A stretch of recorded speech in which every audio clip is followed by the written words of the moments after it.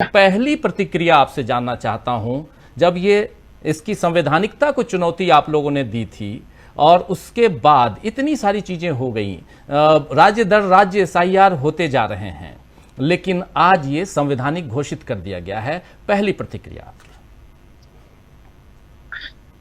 सच ये है कि मैं निराश हूं, क्षुब्ध हूं और बहुत दुखी हूं।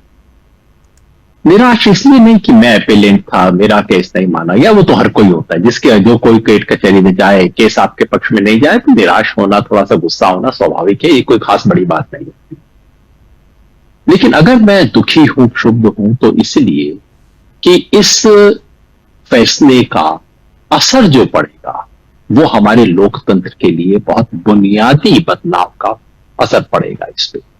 और वो ये है, लोकतंत्र का बुनियादी नियम ये है कि वोटर सरकार को चुनते हैं, सरकार वोटर को नहीं चुनती है। आज सुप्रीम कोर्ट ने इसे उलटने की अनुमति दे दी, ये सबसे बड़ी बात है, बाकी सब छोटी चीजें हैं। आज के फैसले का मतलब ये होगा कि अब इस देश में बीजेपी तय करेगी कि कौन वोटर होगा कि नहीं होगा।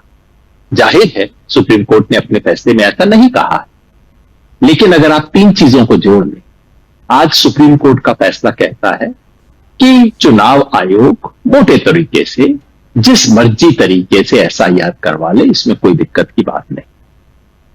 और यही सुप्रीम कोर्ट सरकार को रोक नहीं पा रहा है कि वो जैसे चाहे अपना इसी के अंदर जिसको भी अपॉइंट कर ले। और जाहिर है बीजेपी सरकार को चलाती है, तो बीजेपी सरकार को चलाएगी, सरकार अपनी मन मर्जी का ईसीआई बनाएगी और ईसीआई अपने मन मर्जी से वोटर लिस्ट बनाएगी। मतलब क्या?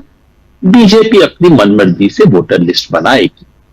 ये इस देश के बुनियादी लोकतांत्रिक नियम को पलटने का काम है।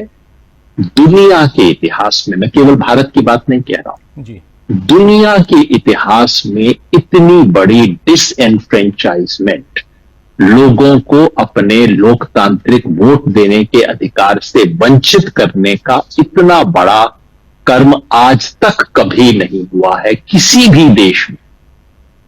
अब तक कोई 6 करोड़ लोगों का नाम वोटर लिस्ट से कट चुका है और 4 करोड़ का घटने की आशंका है।